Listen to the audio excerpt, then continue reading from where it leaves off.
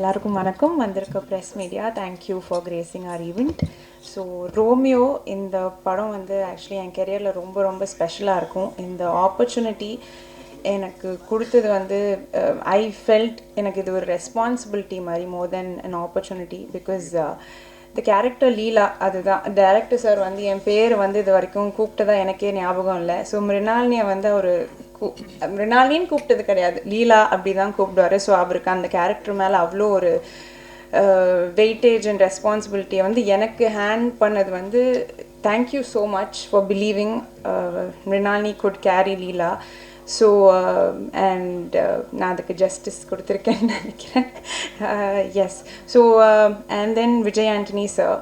So சாரோட travel பண்ணது வந்து it's been one of the greatest experience. அவரை ஷூட்டிங் செட்டில் டெய்லியுமே வந்து அவரை என்னென்ன பண்ணுறாருன்ட்டு அப்சர்வ் பண்ணும்போது தான் நான் நிறைய கற்றுக்கிட்டேன். அது இங்கே வந்து சின்னதாக சொல்லி முடிக்க முடியாது. It was one of the most beautiful experience. ஒரு மல்டி டாஸ்கிங்காக டயர்டே ஆகாமல் எப்படி ஹம்பிளாக இருக்கணும், எப்படி எல்லாருக்குமே ரெஸ்பெக்ட் பண்ணணும், ஈக்குவலாக பார்க்கணுன்றதுலாம் வந்து கண்ணுக்கு நேரம் நான் பார்த்து கற்றுக்கிட்டேன். So I'm very very thankful.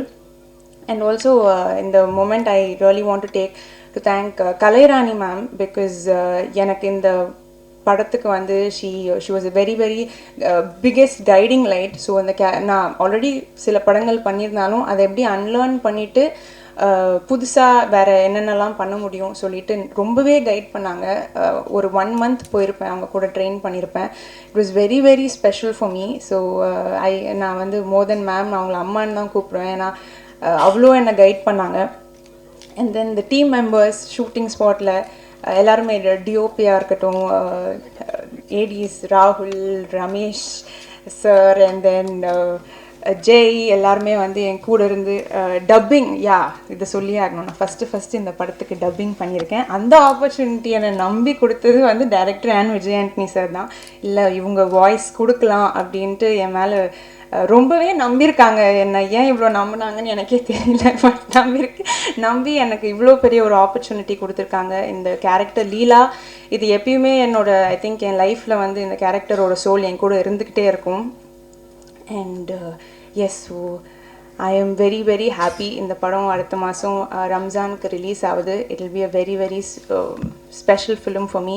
And Thalaivasal Vijay sir என்னோட அப்பாவாக வந்து நடித்தார். இந்த படத்தை பற்றி ஆக்சுவலி சொல்லணும்னா என்னோட லைஃபோட எசன்ஸ் ஆக்சுவலி கொஞ்சம் இருக்கும். இது வந்து ஆடியன்ஸ் ரிலேட் பண்ணுறாங்களோ இல்லையோ, ஃபஸ்ட்டு நான் ஸ்கிரிப்ட் கேட்கும்போது நான் ரொம்பவே ரிலேட் ஆன ஒரு படம், அந்த மாதிரியான ஒரு character Leela.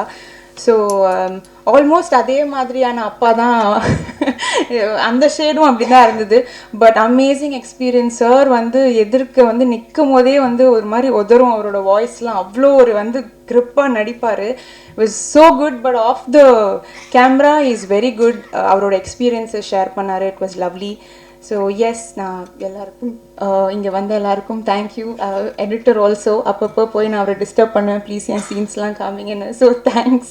And Shimona, so she was lovely working with Shimona. Thank you for styling me.